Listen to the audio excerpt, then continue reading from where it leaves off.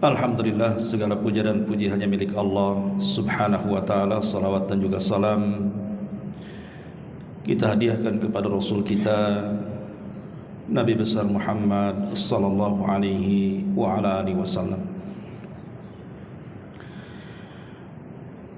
Pembahasan di malam hari ini kita akan membahas satu ayat di dalam Al-Quranul Karim tentang tujuan diciptakan kita semuanya. Allah Subhanahu wa taala berfirman dalam surah Az-Zariyat ayat 56, "Wa ma khalaqtul jinna wal insa illa liya'budun.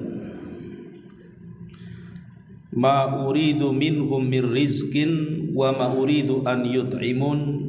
Innallaha huwar razzaqu dzul quwwatil matin."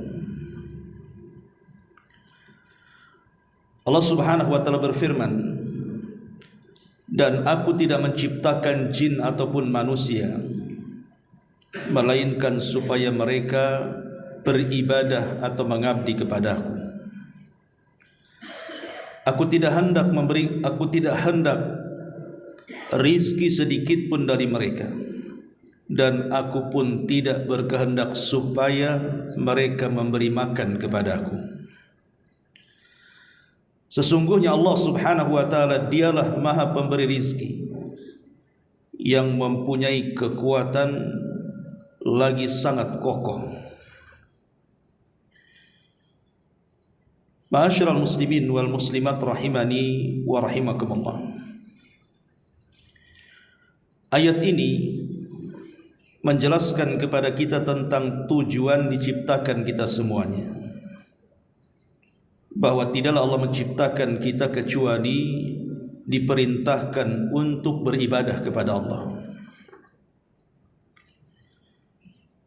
Karenanya Nabi SAW dan para nabi sebelumnya diutus oleh Allah Subhanahu wa ta'ala untuk mewujudkan kenapa Allah Subhanahu wa ta'ala menciptakan kita.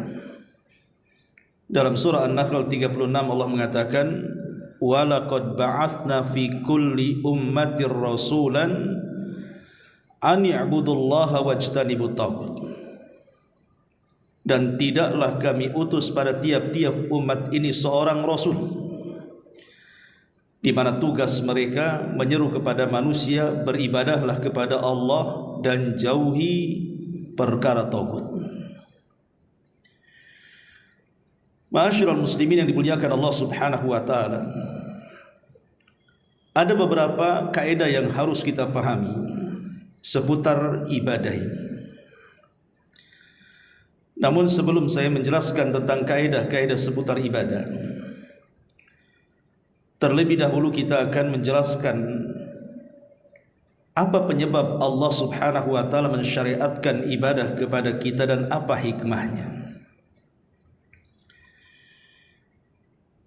Adapun sebabnya, tadi saya sudah jelaskan bahwa sebab puncaknya adalah Allah Subhanahu wa ta'ala menciptakan kita semuanya, bahkan manusia dan jinnya, adalah untuk beribadah. Kemudian yang kedua, ibadah ini adalah bentuk al-imtihan.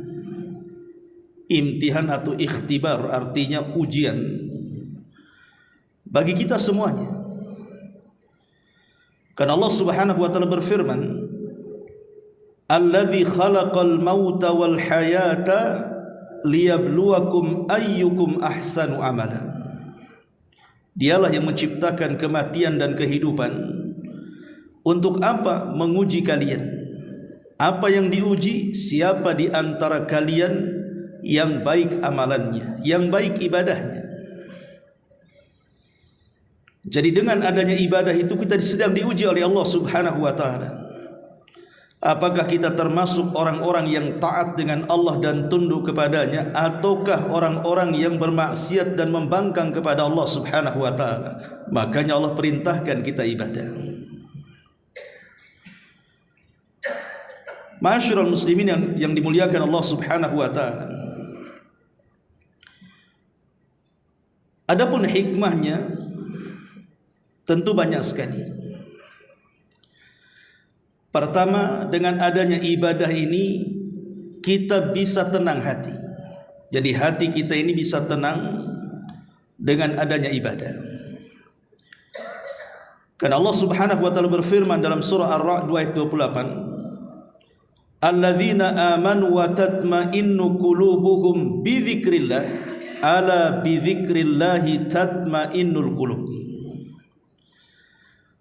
Dan orang-orang yang beriman kemudian mereka merasa tenang hati-hati mereka dengan zikir kepada Allah. Ingatlah dengan berzikir kepada Allah, artinya ibadah.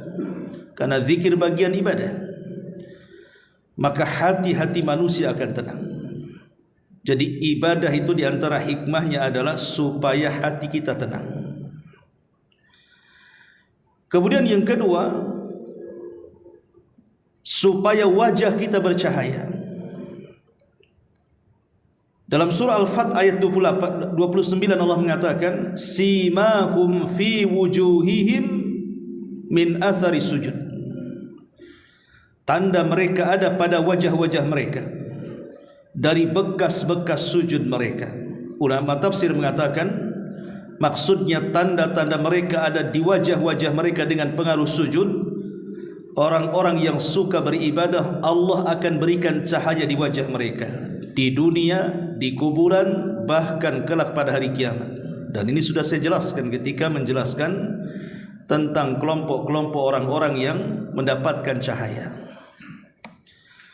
Kemudian yang ketiga, dengan adanya ibadah bisa meluaskan rizki, bahkan keberkahan dalam hidup. Nuh alaihi salatu wassalam pernah menasihati kaumnya saat paceklik yang berkepanjangan hampir 40 tahun lamanya.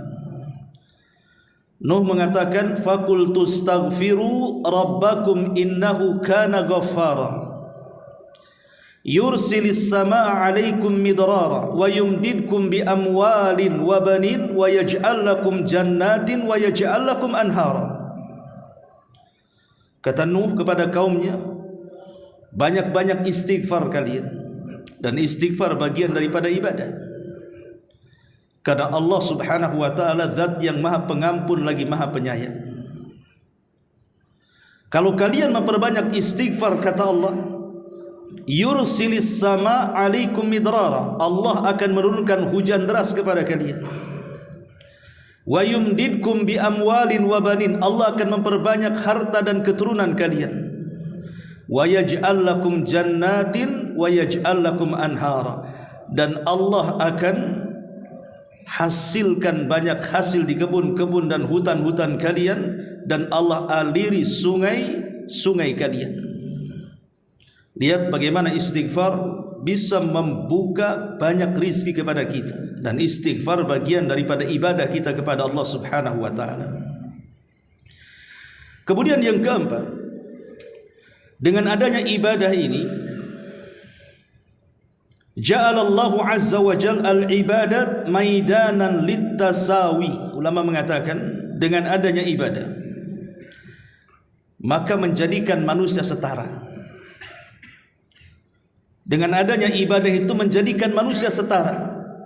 Baik Anda kaya, Anda miskin, Anda pejabat, Anda rakyat, berkulit hitam, berkulit putih, berkulit merah, ras apapun, itu di mata Allah Subhanahu wa taala sama. Makanya Nabi SAW dalam khutbah Hajjatul Wada' mengatakan, la fadla bainal a'rabi wal a'jam walal aswad alal ahmar illa bitaqwallahi azza wa jalla. Fa inna Allah azza wa jalla yaqul inna akramakum indallahi atqakum. Nabi mengatakan tidak ada beda antara kalian, hei orang Arab ataupun bukan orang Arab, baik anda yang berkulit hitam atau yang berkulit merah, karena kemuliaan di antara kalian itu ditentukan dengan takwa. Karena Allah Subhanahu wa taala berfirman, sesungguhnya manusia yang paling mulia di antara kalian adalah orang yang bertakwa kepada Allah, dan takwa itu diperoleh dengan ibadah. Ya ayyuhalladzina amanu kutiba alaikumus siyam kama kutiba alal ladzina min qablikum la'allakum tattaqun. Wahai orang-orang yang beriman, berpuasalah kalian sebagaimana puasa ini telah diwajibkan kepada umat sebelum kalian agar kalian bertakwa. Jadi takwa inilah yang membedakan, dan takwa itu dihasilkan dari ibadah. Ketika seseorang kemudian beribadah kepada Allah Subhanahu wa taala, maka terjadi persamaan di sini. Lihat dalam salat, tidak ada shaf yang ditentukan, maka siapapun yang datang duluan ke masjid dia berhak mendapatkan shaf pertama, bukan karena kaya kemudian masbuk berdiri depan, tidak bisa. Lihat orang yang haji, semua menggunakan ihram dan semua harganya sama, warnanya sama. Ataupun orang yang berpuasa, mau anda kaya, mau anda miskin, mau anda pejabat, mau anda rakyat, kalau datang bulan Ramadan puasa semuanya. Jadi ibadah ini menghasilkan persamaan di antara manusia. Ma'asyiral muslimin yang dimuliakan Allah Subhanahu wa taala. Kemudian juga yang nomor 5,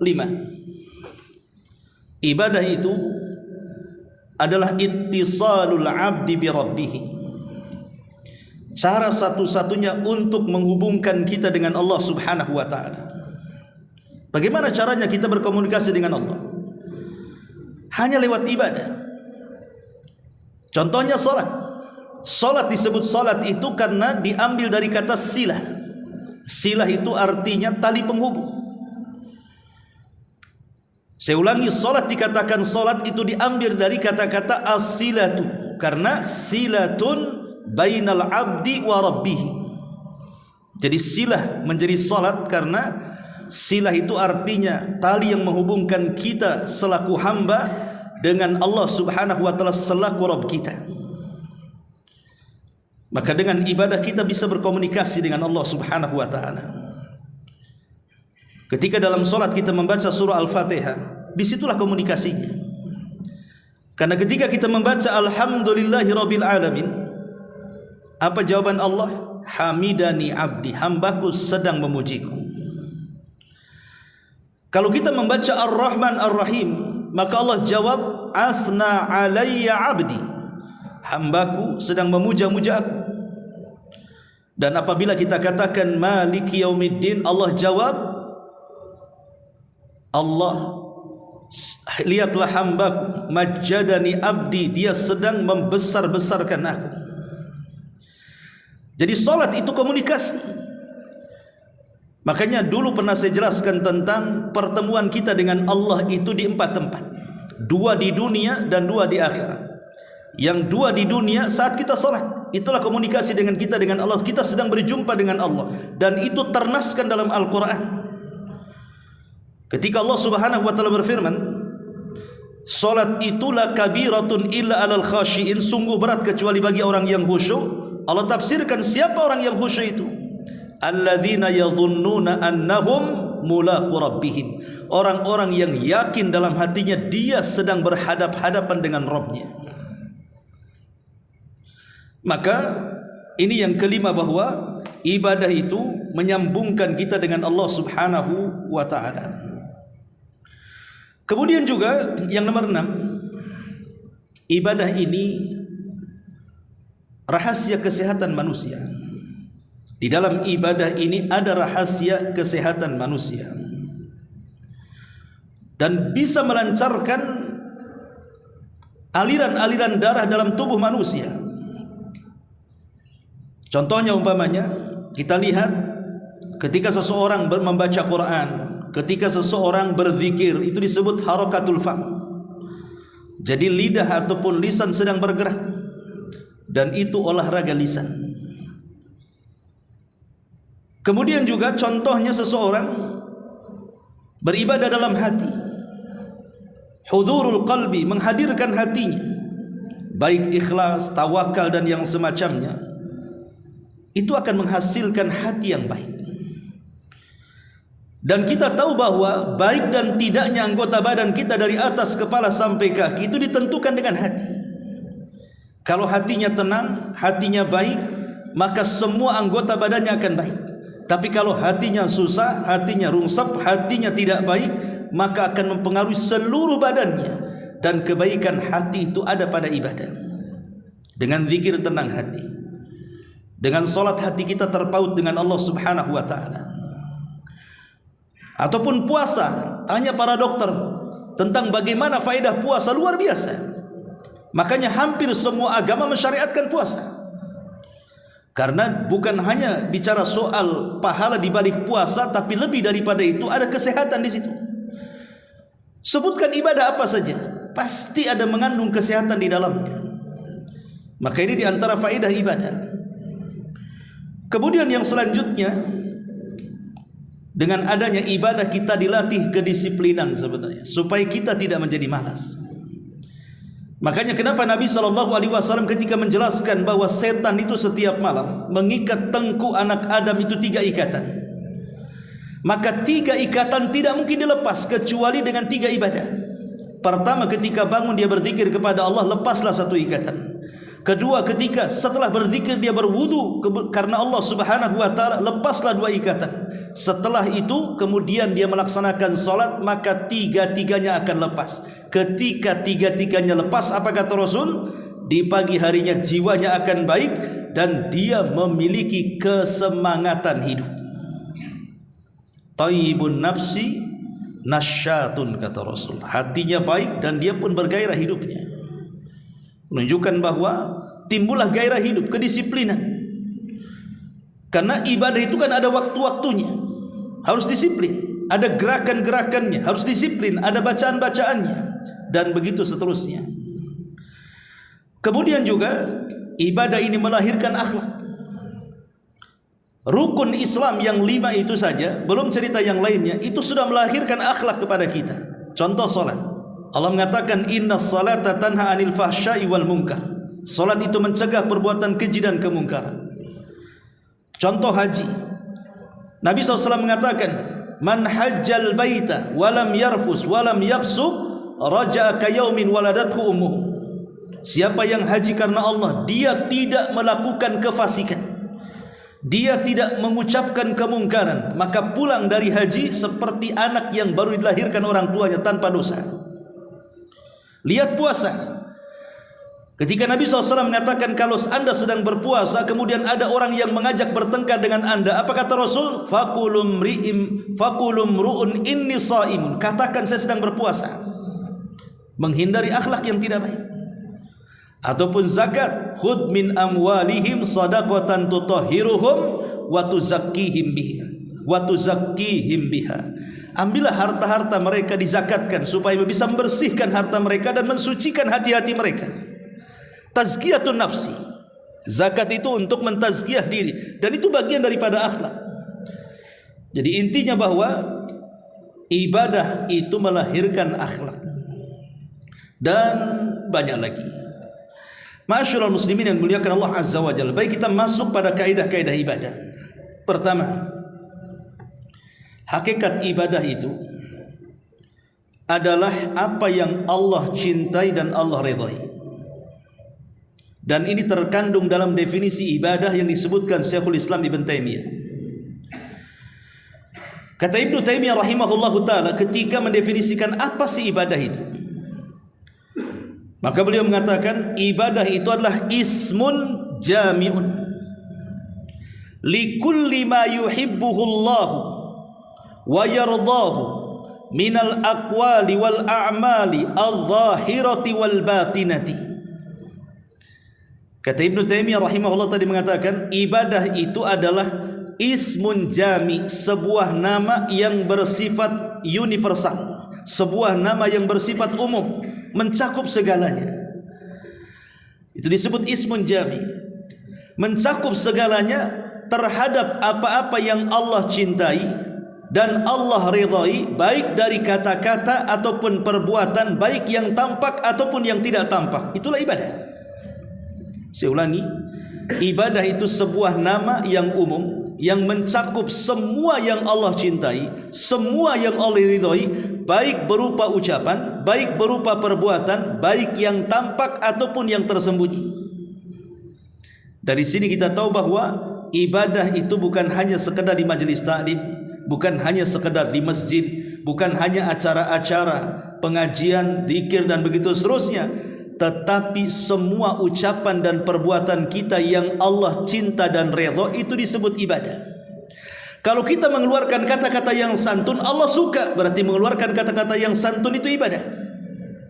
Kalau seandainya kita membantu orang dengan tangan kita, mengangkat sebuah barang, menolong orang, Allah kok suka, maka itu ibadah. Ketika ada orang yang bertengkar, kemudian kita berusaha mendamaikannya, Allah suka, maka mendamaikan orang bertengkar itu ibadah. Maka ibadah itu mencakup segalanya. Yang penting Allah suka itu ibadah. Artinya kalau Allah tidak suka, justru Allah benci, Allah tidak redha, justru Allah murka, itu bukan ibadah. Ma'asyiral muslimin yang dimuliakan Allah Azza wa Jalla, ini yang pertama. Yang kedua, sifat ibadah itu tauqifi. Sifat ibadah itu tauqifiyah. Apa tauqifiyah? Terima jadi, paketan dari Allah. Artinya ibadah itu bukan rekayasa manusia. Tidak ada di dalamnya ikut campur tangan adat istiadat manusia, ataupun tidak ada di dalamnya akal-akalan manusia. Ibadah itu murni datang dari Allah. Makanya Ali radhiyallahu anhu ketika bicara tentang masul khufain, mengusap sepatu di atas itu, ya, kalau kita berwudu pakai sepatu, maka tidak usah dilepas sepatunya, asal mengikuti syarat-syaratnya, tinggal diusap saja atasnya sekali. Kalau mencuci kaki kan 3 kali, kalau pakai sepatu diusap sekali saja. Ali radhiyallahu anhu mengatakan, "Lau kana ad-dinu bir-ra'yi," kalau seandainya agama ini berasal dari akal manusia atau akal-akalan, tentu yang diusap dalam sepatu itu bukan atasnya, karena atasnya bersih. Yang kotor itu bawahnya. Kenapa yang diusap bukan tempat yang kotor? Kenapa pula yang diusap tempat yang bersih? Akal tidak menerima di sini. Karena tujuan berwudu itu kan membersihkan kotoran. Kenapa yang bersih diusap, yang kotor dibiarkan? Itulah menunjukkan bahwa agama bukan hasil rekayasa manusia. Agama itu rekayasa, tidak ada rekayasa manusia atau akal manusia. Dia murni tauqifiyah, artinya terima jadi dari Allah Subhanahu wa taala. Tidak boleh dibuat-buat manusia. Karena dia sifatnya tauqifiyah, terima jadi. Apa yang Allah perintahkan laksanakan, apa yang Allah larang tinggalkan, apa yang Allah halalkan nikmati, apa yang Allah haramkan jauhi. Selesai, itulah ibadah. Yang sifatnya itu terima jadi, jangan buat-buat. Ini yang kedua. Yang ketiga, bahwa setiap amalan yang telah dipastikan sebagai ibadah, kalau amalan ini sudah dipastikan sebuah ibadah, baik berdasarkan Al-Quran dan Sunnah, maka memalingkannya kepada selain Allah Subhanahu wa ta'ala adalah syirik akbar, kesyirikan. Sesuatu yang sudah diponis ini ibadah, solat kan ibadah, karena ada perintahnya aqimus solat, tegakkan solat, berarti Allah memastikan solat itu ibadah. Maka siapapun yang memalingkan solat kepada selain Allah, maka dia telah menyekutukan Allah. Apalagi doa, Allah Subhanahu wa ta'ala mengatakan, "Wa idza sa'alaka ibadi anni fa inni qarib ujibu da'watad da'i idza da'an falyastajibu li wal yu'minu bila'allahum yarshudun." Apabila hamba-hambaku bertanya kepadamu wahai Muhammad tentang aku, katakan aku dekat. Akulah yang mengijabah setiap doa orang yang berdoa kepadaku. Artinya ibadah, doa adalah ibadah. Karena nas hadis juga mengatakan ad-du'a'u huwal ibadah. Doa adalah ibadah. Sesuatu yang sudah pasti itu ibadah, maka apabila dipalingkan kepada selain Allah Subhanahu wa ta'ala, maka anda jatuh kepada kesyirikan. Karena doa adalah sebuah ibadah yang tidak boleh dipalingkan kecuali kepada Allah. Ketika doa ini dipalingkan kepada kuburan, walaupun kuburan ini dianggap orang soleh, meminta-minta di situ, maka anda telah terjerumus kepada kesyirikan. Karena meminta-minta di kuburan, meminta-minta kepada dukun, meminta-minta dan percaya kepada tangkal, ataupun yang lainnya, maka Anda telah memalingkan sebuah ibadah dan terjerumus kepada kesyirikan. Ini yang ketiga. Yang keempat, bahwa syarat diterima ibadah itu ada 3. Kalau ibadah kita ingin diterima, maka lakukan 3 perkara. Pertama, Anda harus seorang muslim. Kalau seorang muslim beribadah, pasti diterima. Tapi kalau Anda orang kafir, pasti ditolak. Karena Allah Subhanahu wa taala mengatakan, a'maluhum karamadin istaddat bihir rih. Amal orang-orang kafir pada hari kiamat seperti debu yang ditumpuk kemudian dihempas angin sampai habis. Amal mereka tidak ada guna.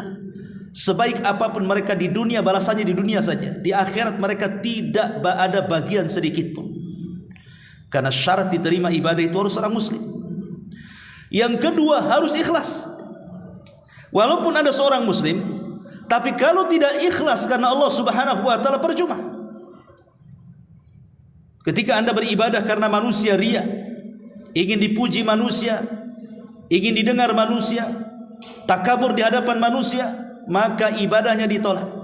Ana aghna syuraka 'ani syirki man 'amila 'amalan asyraka bi ma'i taraktuhu wa syirkahu. Akulah zat yang paling kaya dari seluruh sekutu-sekutuku, maka siapa yang beramal saleh menyekutukan aku di dalamnya, aku tinggalkan kesyirikan dan para pelakunya. Ini Allah berfirman hadis qudsi. Artinya bahwa siapapun yang memalingkan ibadah karena manusia, karena pujian dan begitu seterusnya, maka ditolak ibadahnya. Karena harus ikhlas karena Allah Subhanahu wa taala. Wa ma umiru illa liya'budullaha mukhlishina lahuddin. Tidaklah mereka diperintahkan untuk beribadah kecuali ikhlas, ketaatan hanya diberikan kepada Allah. Yang ketiga, harus ittiba, mencontoh Nabi. Anda seorang muslim, Anda sudah ikhlas, tapi ibadah Anda tidak mencontoh Nabi, Anda buat-buat sendiri. Salat Isya tadi saya buat 10 rakaat. Diterima salatnya? Tidak diterima. Karena Rasul tidak mencontohkan salat Isya itu 10 rakaat.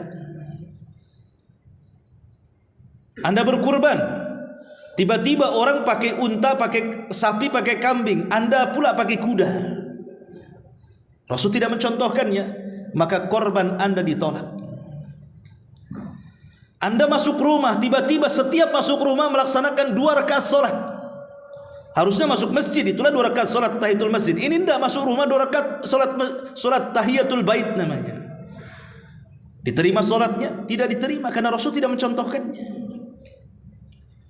Atau Anda kemudian menyembelih kurban sebelum salat Id, diterima ibadahnya? Tidak, walaupun itu adalah hari Idul Adha, karena waktunya sudah ditentukan setelah salat Id baru diterima. Kalau sebelum salat Id disembelih, itu bukan kurban namanya, hanya penyembelihan biasa, karena tidak mencontoh Nabi sallallahu alaihi wasallam. Jadi ibadah ini harus mencontoh Nabi sallallahu alaihi wasallam. Pertama, dalam bilangan. Kalau Rasul sudah menyebutkan bilangan, maka jangan membuat bilangan baru. Maghrib 3 rakaat jangan pula ditambah menjadi 4 rakaat. Wudu 3 kali 3 kali, jangan ditambah jadi 4 kali 4 kali 5 kali 5 kali. Karena Rasul yang mengatakan faman zada faqad asaa wa zalama. Barang siapa yang menambah dalam basuhan wudu lebih daripada 3, dia telah berbuat jahat dan zalim. Karena Rasul tidak mencontohkannya. Atau dalam masalah sebab, pamannya sebab masuk masjid salat betul, tapi sebab masuk rumah salat tidak ada hadisnya, tidak ada perintahnya. Ataupun masalah kaifiyah cara, orang salat tadi takbiratul ihram, kemudian berdiri, ruku, sujud dan seterusnya, tidak, dia salat dari tasyahud dulu. Ini tidak tertib, Rasul tidak mencontohkannya. Tidak ada cara seperti itu, ya. Ataupun mamanya dalam tempat dan waktu, haji ke Mekah, ini enggak haji ke Karbala, ke Irak sana, seperti yang dilakukan orang-orang Syiah. Diterima hajinya? Tidak, karena haji itu hanya bisa ke Mekah saja. Disitulah tempat manasiknya. Kok ke Karbala pula hajinya, gimana ceritanya? Ataupun masalah waktu juga sama tadi. Contohnya umpamanya kurban tadi, waktunya setelah sholat id dia gunakan, sebelum sholat id tidak diterima kurbannya. Jadi perkara-perkara ini walaupun sudah dilakukan, Anda seorang muslim, Anda ikhlas, kalau tidak mencontoh Nabi, percuma ibadahnya. Dan tiga-tiganya harus ada. Inilah disebut syarat diterimanya amal. Ini yang keempat. Yang kelima, bahwa ibadah itu tidak, ibadah itu kan ada dua. Ada ibadah badan, ada ibadah hati. Dan ibadah badan itu ditentukan ibadah hati. Ingat, Anda dapat pahala saat sholat. Itu sholat kan ibadah badan, itu ada gerakan-gerakannya. Sedekah juga ibadah harta. Haji juga ibadah harta dan badan. Itu tidak bisa ditentukan kecuali dengan adanya ibadah hati. Jadi yang menentukan diterima ibadah badan adalah ibadah hati. Dan ibadah hati yang menentukan ibadah badan itu ada tiga. Pertama, al-hub, perasaan cinta. Yang kedua, al-khawfu, perasaan takut. Yang ketiga, ar-raja'u, perasaan harap. Cinta, takut, harap tidak boleh lepas pada hati kita saat ibadah. Karena ini yang menentukan nilai ibadah badan. Ketika kita sholat, contoh saja sholat, nanti kiaskan dengan ibadah yang lainnya. Ketika kita sholat, maka hati kita harus dipenuhi dengan tiga perkara. Pertama, cinta. Saya melaksanakan sholat ini karena cinta, bukan terpaksa. Sebab kalau sholat terpaksa tidak akan diterima. Ya sah secara ibadahnya, apakah dapat pahala? Belum tentu, karena dilakukan dengan cara terpaksa. Kemudian yang kedua, takut. Takut kalau seandainya sholatnya itu tidak diterima. Takut kalau seandainya sholatnya tidak berpahala, sehingga menimbulkan perasaan khusyuk. Orang kalau umpamanya sholat tidak takut, asal-asalan dia. Bisa saja umpamanya cepat kilat kan gitu. Tidak tumakninah karena tidak ada perasaan takut. Percuma ibadahnya. Kemudian yang ketiga, adanya perasaan harap. Berharap bahwa sholat saya diterima, bahwa sholat saya ini dapat pahala, bahwa sholat kita ini mengantarkan saya ke dalam sorga. Itu harapan namanya. Karena biasanya harapan itulah yang menjadikan orang semangat untuk beribadah. Contoh mamanya, kalau saya katakan kamu jadi tukang bangunan di rumah saya, kerjakan rumah, 1 hari gajinya 1 miliar. Ada harapan mendapatkan 1 miliar. Boleh jadi sebelum subuh sudah datang itu.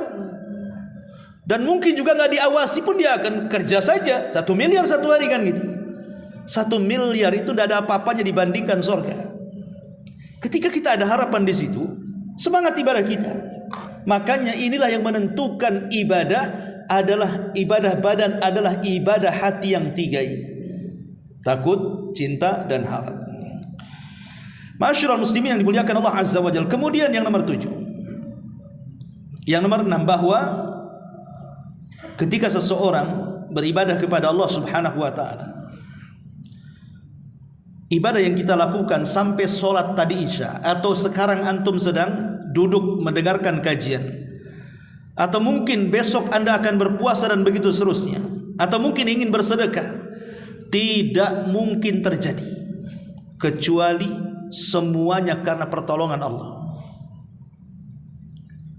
Kalau Allah tidak tolong, tidak mungkin kaki antum datang ke Muhajirin. Kalau Allah tidak tolong, tidak mungkin kita sanggup sholat isya tadi. Kalau bukan karena pertolongan Allah, jangankan cerita ibadah-ibadah besar, ibadah kecil saja tidak mungkin kita lakukan. Makanya dalam sholat itu kenapa 17 kali kita mengucapkan kalimat iyyaka na'bud wa iyyaka nasta'in. Hanya kepadamu ya Rabb kami beribadah, hanya kepadamu ya Rabb kami meminta pertolongan. Sebenarnya meminta pertolongan kepada Allah itu bagian daripada ibadah. Kenapa diulang? Kenapa tidak iyyaka na'bud titik sampai di sini saja? Hanya kepadamu kami beribadah. Karena kalimat wa iyyaka nasta'in dan hanya kepadamu kami minta pertolongan. Minta pertolongan kan bagian daripada ibadah. Kenapa dikhususkan, dikeluarkan? Ketika Allah Subhanahu wa ta'ala mendahulukan kalimat ibadah, kemudian kalimat pertolongan yang kedua, karena ibadah itu tidak mungkin dilakukan kecuali karena adanya pertolongan Allah.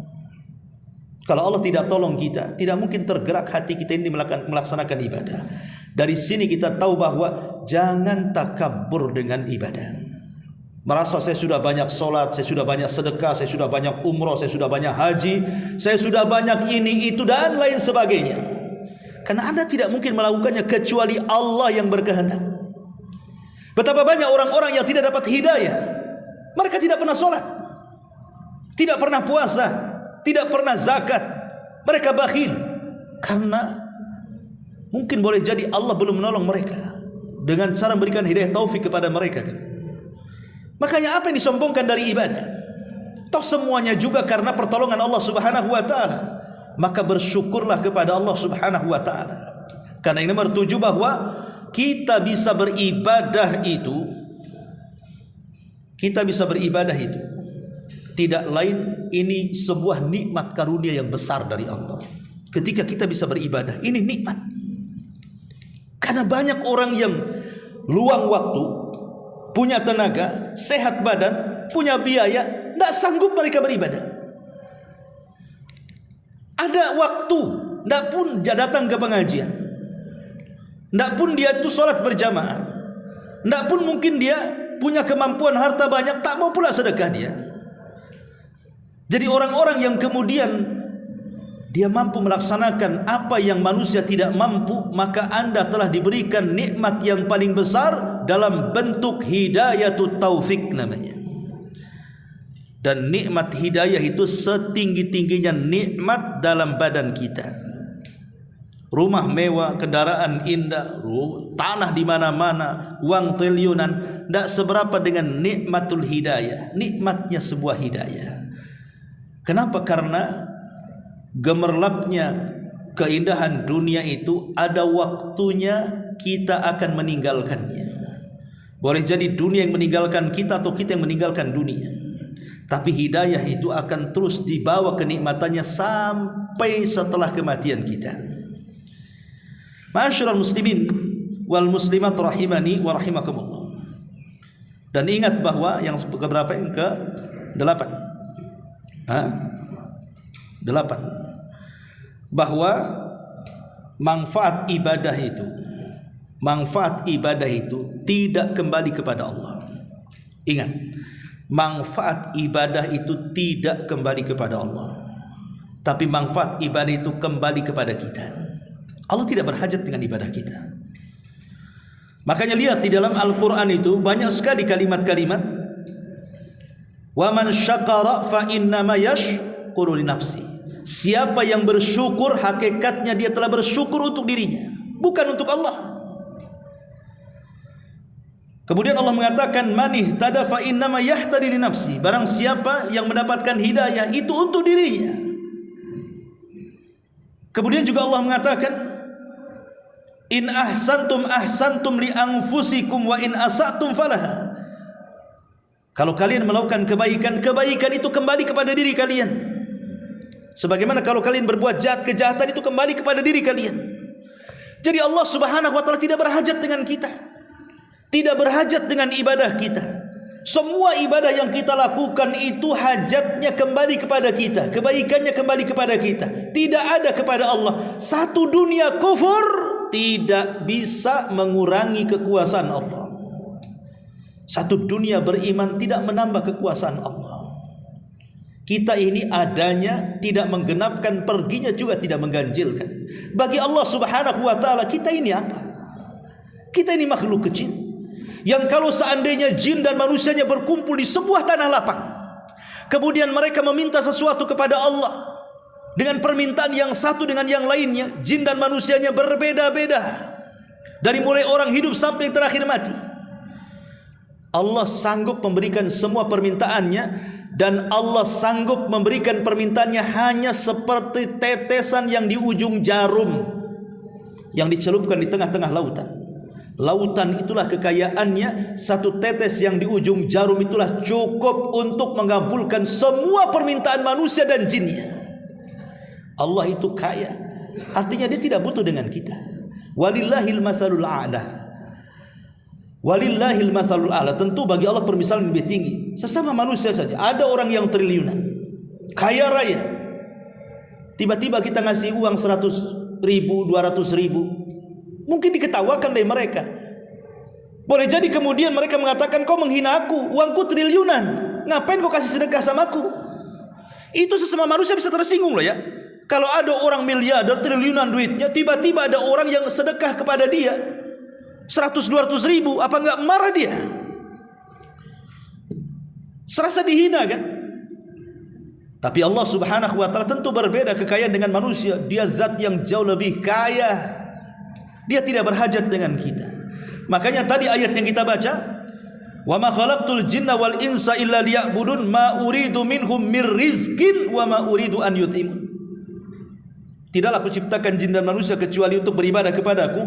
Aku tidak hendak meminta rizki kepada mereka sedikit pun, dan aku tidak hendak meminta agar mereka memberi makan sedikit pun kepadaku. Kenapa? Innallaha huwar razzaqu dzul quwwatil matin. Karena dia zat yang maha pemberi rizki. Dia yang ngasih rizki kepada kita, dan dia zat yang maha kuat lagi maha kokoh. Ma'asyiral muslimin yang dimuliakan Allah subhanahu wa ta'ala, maka dari sini perlu kita pahami bahwa jangan mengatakan Allah berhajat dengan kita. Kita yang berhajat dengan Allah. Dan ibadah itu akan kembali kepada kita, bukan kembali kepada Allah subhanahu wa ta'ala. Ma'asyiral muslimin yang dimuliakan Allah subhanahu wa ta'ala, kemudian ketika seseorang sholat, puasa, zakat dan ibadah-ibadah yang lainnya, kemudian kita diberikan pahala. Ingat, ganjaran atas ibadah yang kita lakukan adalah murni karunia pemberian dari Allah subhanahu wa ta'ala. Semua pemberian dari Allah, murni. Tidak ada makhluk selain daripada Allah yang mampu memberikan pahala kepada kita. Makanya orang-orang yang ria nanti pada hari kiamat, Allah akan katakan apa? Sekarang kau datang kepada orang yang dulu kau harapkan pujiannya, minta kepada dia pahala. Jadi ketika manusia dikumpulkan di padang mahsyar, orang-orang yang sholatnya ria, puasanya ria, sedekahnya ria, maka Allah katakan kepada orang-orang yang ria itu, sekarang datanglah kepada orang yang kau harapkan pujiannya di dunia, minta kepada dia balasan. Sanggup memberikan? Tidak sanggup. Karena memang pahala itu murni datang dari Allah subhanahu wa ta'ala. Bersyukur kepada Allah subhanahu wa ta'ala. Ma'asyiral muslimin yang dimuliakan Allah subhanahu wa ta'ala, kemudian istiqamah dalam ibadah adalah bentuk penghambaan. Jadi ketika seseorang menjaga salatnya, menjaga puasanya, menjaga baca Qur'annya, menjaga silaturahimnya, dan menjaga ibadah-ibadah yang lainnya, berarti dia betul-betul sedang menghambakan diri kepada Allah. Karena seorang hamba akan patuh dan tidak akan bermaksiat. Itulah seorang hamba. Maka istiqomahlah dalam beribadah, supaya kita diakui kehambaan kita dengan Allah subhanahu wa ta'ala. Sebab kalau tidak, maka Allah subhanahu wa ta'ala bisa saja murka kepada kita. Kemudian juga di antara kaidah ibadah, ma'asyiral muslimin yang dimuliakan Allah azza wa jalla, karena ibadah itu adalah bentuk tadzallul wal khudu, bentuk merendahkan diri, bentuk merendahkan hati, menghambakan diri kita kepada Allah subhanahu wa ta'ala. Maka lakukanlah ibadah itu sesuai dengan perintahnya. Lakukan ibadah itu sesuai dengan perintah Allah dan Rasulnya. Maka ibadah itu akan bernilai di hadapan Allah dan Rasulnya. Kalau kita kemudian beribadah melenceng dari aturan yang Allah aturkan kepada kita, atau aturan yang Rasul aturkan kepada kita, kita lari dari aturan itu, maka Anda tidak sedang menghambakan diri kepada Allah. Anda sedang membangkang dari penghambaan itu sendiri. Dan yang terakhir, jangan pernah merasa sombong. Jangan pernah merasa sombong dengan Allah subhanahu wa ta'ala, seolah-olah kita tidak berhajat sehingga kita tidak ibadah. Allah subhanahu wa ta'ala berfirman di dalam Al-Quranul Karim tentang orang-orang yang sombong, innalladzina yastakbiruna an ibadati sayadkhuluna jahannama dakhir. Al-Anbiya 19. Orang-orang yang sombong dan tidak mau beribadah kepadaku, kata Allah, maka kelak mereka akan dimasukkan ke dalam neraka jahanam dalam keadaan hina dina, rendah. Karena banyak orang-orang yang tidak berhajat, seolah-olah tidak sholat tidak beban, seolah-olah tidak puasa Ramadan tidak ada hutang, Seolah-olah dia tidak mau bersedekah itu karena buat apa saya sedekah? Capek-capek saya kerja, nanti saya miskin lagi. Buat apa saya haji menghabiskan waktu, tenaga, capek di jalan? Ini orang sombong. Karena seolah-olah tidak berhajat dengan Allah kan? Kita ini tidak lepas dari Allah Subhanahu wa taala. Makanya kenapa Nabi SAW selalu berdoa, Allahumma la takilni ila nafsi tarfata ain. Ya Allah, jangan kau lepaskan dirimu dari aku walaupun sekejap mata. Itu doa Nabi.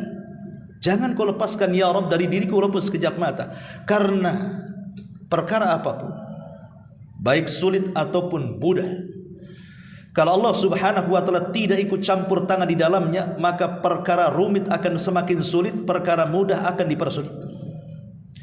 Karena semua perkara dapat diselesaikan dan diuraikan baik besar atau kecil itu tidak lain dan bukan karena pertolongan Allah. Allah yang menciptakan masalah, Allah juga yang melepaskannya. Maka pentingnya kita untuk senantiasa rendah diri kepada Allah Subhanahu wa taala. Wallahu alam, ini diantara hakikat dan kemuliaan ibadah. Sampai di sini saja. Ya, subhanallah bihamdika, asyhadu an la ilaha illa anta astaghfiruka wa atubu ilaik. Allahu ta'ala alam. Assalamualaikum warahmatullahi wabarakatuh.